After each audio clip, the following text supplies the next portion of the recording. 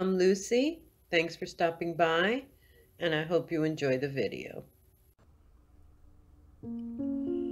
I had recently moved into my new home and a new town, and even though it was a very small and old mobile home in a small trailer park, I was so relieved to be living anywhere else after my hellish experience of living in the projects for 1 year. And even though this park did not have any frills and most of the homes were older models, it didn't have too many residents because most of them were seasonal, as they are referred to here in Florida as snowbirds.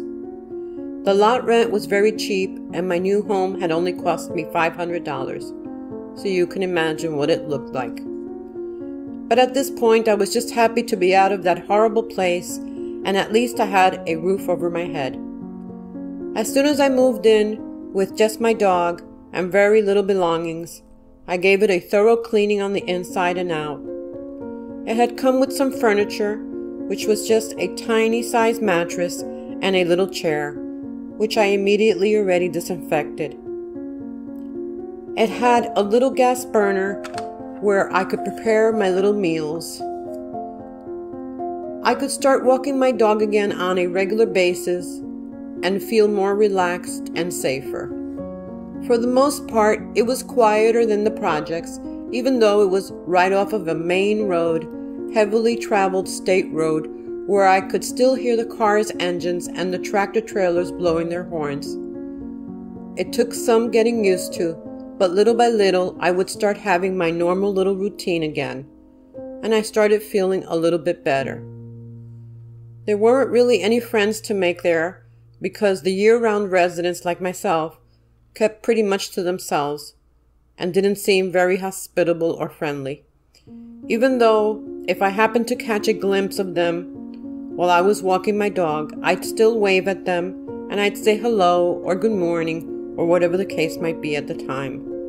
And some would wave, kind of a wave back, and others looked at me like if I had 3 heads. But I took this all in stride, and I would kind of laugh to myself, so I would continue my daily little walks, because at least thankfully I wasn't being harassed or stalked. Since I had just spent my life savings, if you could call it that, on moving into my little trailer, I didn't have any extra money left over for any luxuries, not even a used old TV or radio at a thrift store or yard sale. And with the continued falling out with my family situation, I really had no contact with the outside world, which at this point was just as well, as I had now started to get used to my situation and preferred the quietness as much as I could get it. I would have an occasional long-distance friend or acquaintance call with always the same conversation of how are you, how are things, etc., which was for me at the time sufficient enough, as I was really trying to avoid any type of complication in my life. It was just another normal, typical, average type of Florida afternoon as I was taking my dog for a short walk around the small trailer park, when the park seemed more abandoned than usual. I really didn't think too much about it, as I had realized most of the remaining residents were recluse, and I didn't want to, or they didn't want to rather, be seen. So as I was slowly walking back home, I did start to notice that the sky was turning dark and the wind had picked up. And before I made it back home, it started to rain. So I quickly got inside my little trailer, where I didn't give it another thought of how it was just probably another typical summertime Florida afternoon storm that would clear up quickly.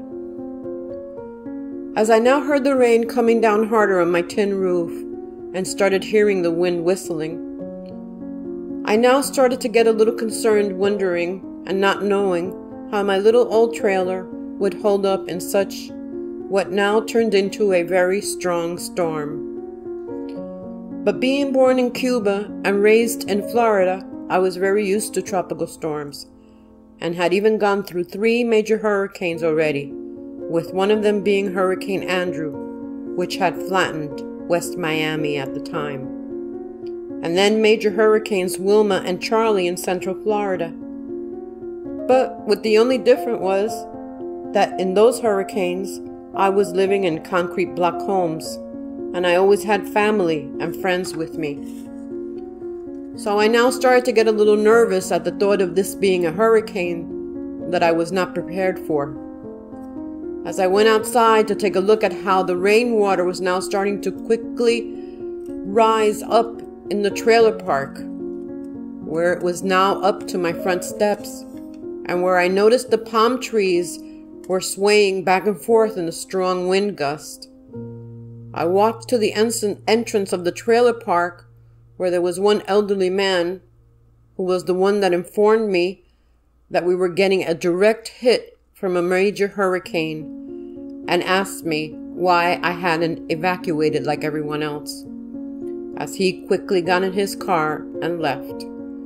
I then too quickly went inside my trailer and grabbed my dog and got inside my car and immediately started driving out of the park onto that state road, where I didn't get too far when I couldn't drive anymore and had to go back to my trailer because the road was now flooded and there were downed palm trees and power lines blocking the road.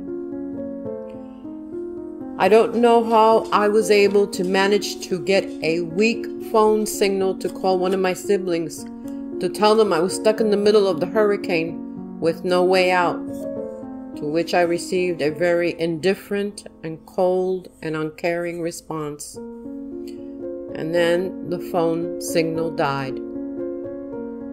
So I got back inside my trailer with my dog as the floodwater started to continue to rise up into my door. And then as I tried frantically to stuff the doorway with whatever little bit I could find of a couple of towels that I had and a set of sheets, as I could now hear and see the golf ball size hail hitting my windows, I carried my dog up with me on top of a little counter, watching the storm water draining and drenching the towels and sheets as it slowly seeped in under my doorway. And then until I couldn't see anything anymore, because by now it was pitch dark as day had turned into night, and all the power had gone out, and where now my little trailer had started moving and shaking as I held on to the corner walls as I tried to go up higher than where I was already, but there was nowhere else for me to climb up anywhere higher. I was now panicking and could feel my heart beat so fast that it felt like it was going to explode, but somehow I managed to remain as calm as possible for the sake of my dog, who was now trembling and crying as I tried to keep him calm. I reassured myself by praying and knowing that someone in my family or one of my friends that knew that I was there would come to rescue us. Well, daylight broke as the wind started to calm down, thankfully, and then the water began to recede. I was able to assess any damage, and miraculously my little trailer had no serious damage. Finally, a few days later, as some of the park residents started trickling back in little by little, and the crews outside started working diligently to repair the electric and foam. Again, I had a couple of messages from some concerned friends, but not one from anyone in my family. Please come back to see the next video of what happens next. Thank you for watching. Thanks for stopping by. I hope you enjoyed the video, and please come back to see the next one. Be blessed. Bye.